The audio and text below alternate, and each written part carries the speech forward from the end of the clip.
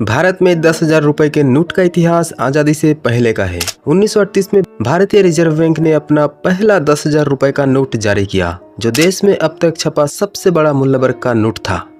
आज बहुत से लोग 2,000 रुपए के नोट को भारत के सबसे बड़े मूल्य वर्ग के रूप में याद करते हैं, जिन्हें 2016 की नोटबंदी के बाद शुरू किया गया था।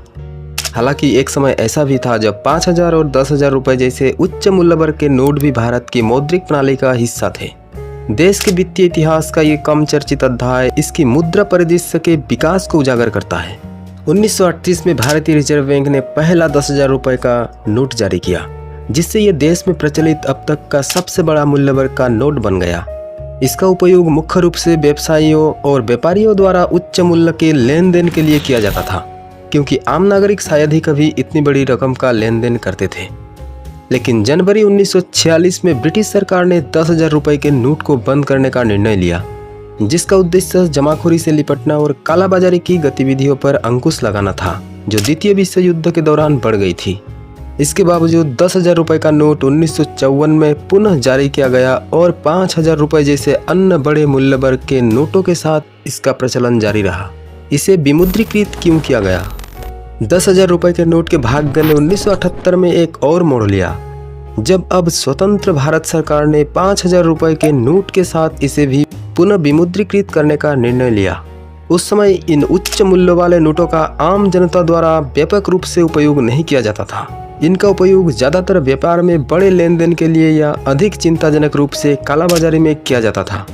तत्कालीन प्रधानमंत्री मोरारजी देसाई के नेतृत्व में उठाए गए इस कदम का उद्देश्य वित्तीय कदाचार से निपटना और बड़ी रकम के अवैध उपयोग पर अंकुश लगाना था। इस विमुद्रीकरण का प्रभाव अपेक्षाकृत कम था।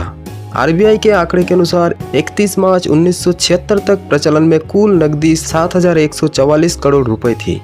इनमें से 1,000 रुपए के नोटों की कीमत 87.91 करोड़ रुपए थी, जो प्रचलन में कुल नकदी का सिर्फ 1.2% था। 5,000 रुपए के नोटों की कीमत 22.90 करोड़ रुपए थी और 10,000 रुपए के नोटों की संख्या सिर्फ 1,260 थी, जिनकी कीमत 1.26 करोड़ रुपए थी। कुल मिलाकर ये उच्च मूल्य वाले नोट कुल मुद्रा का 2% से भी कम प्रतिनिधित्व करते थे। यह वापस क्यों नहीं आया?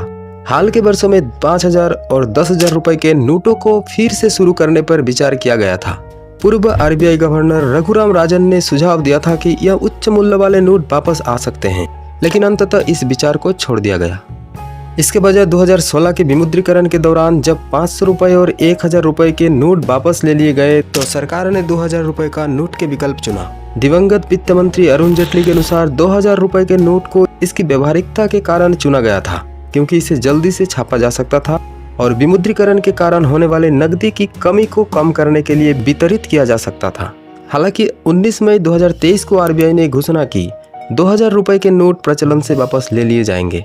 हालांकि 5,000 और 10,000 रुपए के नोट अब भारत के वित्तीय अतीत के अवशेष बन चुके हैं, लेकिन इनका इतिहास देश के मौद्रिक विकास और वित्तीय गलत कामों से निपटने के साथ सुविधा के बीच संतुलन बनाने के चल रहे प्रयासों की एक दिलचस्प झलक पेश करता है।